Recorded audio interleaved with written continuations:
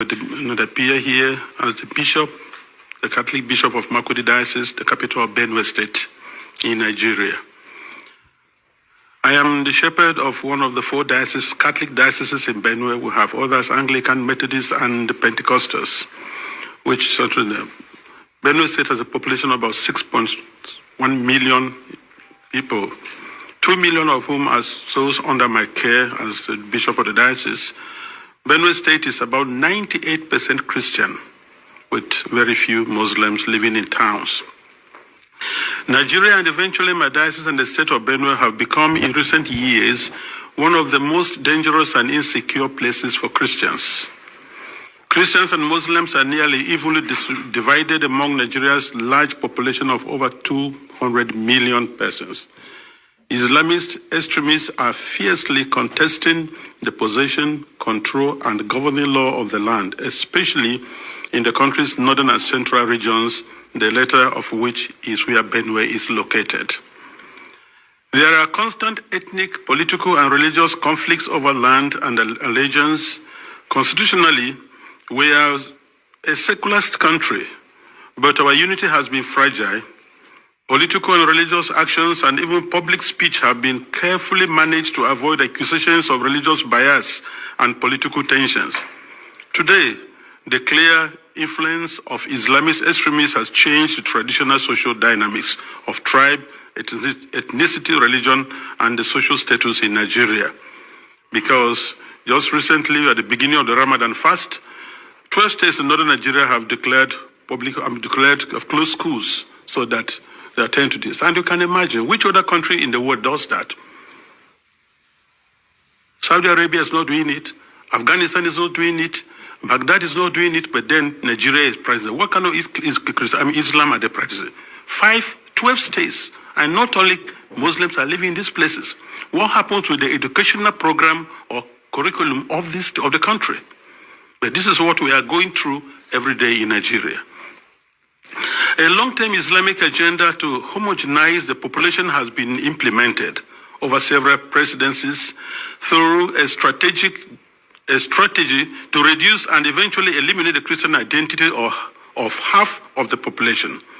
This strategy includes both violent and non-violent actions, such as the exclusion of Christians from positions of power and adoption of such church members, the raping of women, the killing and exploitation of Christians, the destruction of churches and farmlands of Christian farmers, followed by the occupation of such lands by the Fulani herders, and also changing the names of these villages. They're taking over the places, so you clearly see an expansionist approach and Islamic culture. And then they are making the people now flee and leave their villages, and they conquer it. The quest to Islamize the land appears high on the agenda of some of the powerful and influential Muslims in Nigeria. There is a campaign to take land to spread Islam. And there is the hemorrhaging of Christian farmers from the central region of Nigeria and Benue State, and Makurdi Diocese in particular, as they are forced to abandon fertile lands that used to feed the nation, which classify Benue as the food basket of the nation. Militant Fulani herdsmen are terrorists destroying society. They steal and vandalize, they kill and boast about it. They kidnap and rape, and they enjoy total impunity from the elected authorities. None of them have been arrested and brought to justice. This is supported by the corrupt system in which we operate and the abject poverty among us, which allow the criminals to easily attract more recruits and prey on more victims. Why is this happening? Is it really a religious war? Like in the past, many jihadists are motivated less by religion than by spoils of war and use their religion to impose themselves. In my diocese, the spoils consist mainly of fertile, well-tended land organized around my parishes or so. The jihadists come and adopt and kill the priests, leaving thousands without support and basic human services. And of course, when they disperse the people, the inhabitants, or the citizens, or the people of the lands, they take over. And any attempt to go back and take care of your farms, surely you get killed. The Makurdi Diocese in Benue State has been the epicenter of the invasion by these herders who are more like hired guns of cattle oligarchies, who manipulate religion to rally the headers to eliminate the Christian population and cleanse the land in the name of Islam. This objective is behind the relentless attacks against Benue's villages. When we call for help to the police and the army, they do not come. At the end of 2024, several villages were warned by the attackers of the upcoming violence, and the leaders called the police for defense ahead of time. But they did not come, and the Christian massacres, almost customary, took place, killing hundreds in Plateau and Benue, with the worst massacre claiming 47 people. The militants also burned down the 8 Catholic churches of St. Mary's Parish in the Diocese of Boko, which in Benue State, as well as the parish house, clinics, schools, and other houses. The militant Fulani herdsmen bear on defenseless villagers without consequences. They follow orders to conquer, kill, and occupy. They attack even those who have managed to escape into our IDP camps. Thereby, they have no place to run to. And it is unfortunate that the police system in Nigeria, orders have to come from above. And such that once there's a call, and they say they have never responded. And by the time they arrive, these people have left, and the people are now living in the pool of their blood. What I have recounted above is happening not only in Benue State. I believe our experience in Benue is symptomatic of what is happening elsewhere in large parts of Nigeria. The experience of the Nigerian Christians today can be summed up as that of a church under Islamist extermination. It is frightening to live there. Apart from the violent campaigns and attacks against Christian villages, there are now attempts by the Islamic Council of Nigeria and various Islamic groups to impose Sharia law on the Christian populations. Already, 12 states in the north of Nigeria are under this sectarian religious law, and attempts to extend the same to the south of Nigeria, which they have started. This month, governors in the north decided abruptly to close all schools and education institutions during the months of Ramadan, leaving millions of students without learning opportunity for 5 weeks. We live in fear because at any point it can be our turn to be killed, but to remain silent is to die twice. So, I have chosen to speak. I speak on behalf of the millions who are in the camps. In Benue State, in Makurdi Diocese alone, in my diocese, I have about 9 camps. 9. On the 5th of March, which was Ash Wednesday, we visited one of the camps, and many of my priests and religious went to the other camps, distributed them to begin the Ash Wednesday with our faithful who are there, because we are the voice of the voiceless. We have to talk for the defenseless. We have to talk about the weak and those who cannot talk about themselves. In one of the camps called the Mega Camp, there were over 3,000 inmates of that camp, and which was a record given to us by government.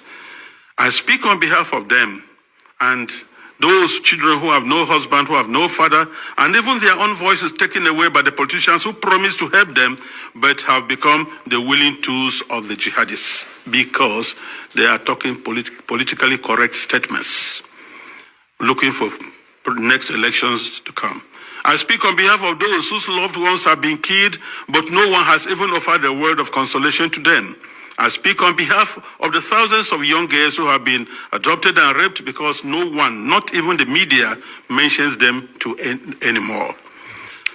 Foremost, I speak on behalf of my flock who are unable to worship freely and unable to return to their ancestral farms and homes because that land has been ruthlessly taken from them by the armed herdsmen.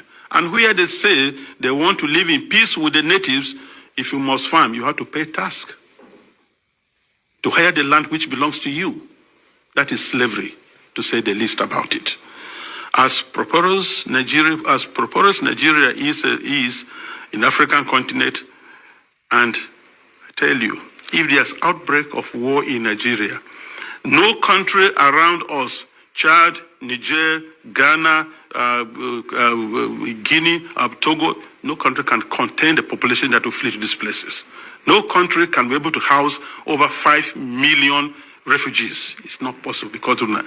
And if 1 million refugees run to Chad and Niger, they'll collapse that country because there'll be no plan to take care of them. So we have to be very careful. Today, I urge you all to use every means within your mandate to start developing a strong and good relationship with Nigeria, where you know that when you speak of human dignity, you are also speaking of the same God-given right you believe is unalienable. Consider that Nigeria can be your ally, but it cannot be one where half the population is in the process of being murderously eliminated. Work with us, the churches, and other Nigerians of goodwill. We are working for a peaceful and prosperous society, and our desperate plight has been set aside U.S. policy for too long, to the cost of thousands of lives. Concretely, I request and I plead, I ask you to redesignate Nigeria as a country of particular concern. This has both a practical and diplomatic meaning to signal that you are paying attention to what happens to us and elsewhere in the world. Because the policies the government is trying to put in place so that to return the IDPs, build camps for them, relocate them from their homes, it is not durable and it will not work, because the government has already the population that is not able to take care of. And then you have over millions of people in the camps, and you want to relocate them to where? And if you do, let's take that you do. How many houses or rooms will you give me who has 5 children, another one has 3, another one has 2? And what will I be doing for a living? These people previously never begged anybody for food. They were managing their lives, training their children, and building their homes. So nobody should have deceived us on the guys that you're going to reset to the IDPs. They have no jobs. So where you set them, what will be their place? And by the way, the fundamental question remains, if you resettle them to other camps or build places for them, what happens with the ancestral lands? Who takes care of them? And this is whereby I feel the government is complicit on this issue. Because these terrorists, Fulanis, displace them, kill people, and then occupy the place, and then change names, nomenclatures of these towns. For what reason? So we want to let the people go back to their homes and help for them to rebuild their lives. I implore this august body to insist on the return and rehabilitation of all the IDPs to their ancestral lands, and not to relocate them to other constructed camps elsewhere, which is an invented solution now being pushed in the Benue State government. And I tell you, Nigeria government can do that once they have to be accountable. Because I know Nigeria, under the auspices of ECOMOG, was able to reinstate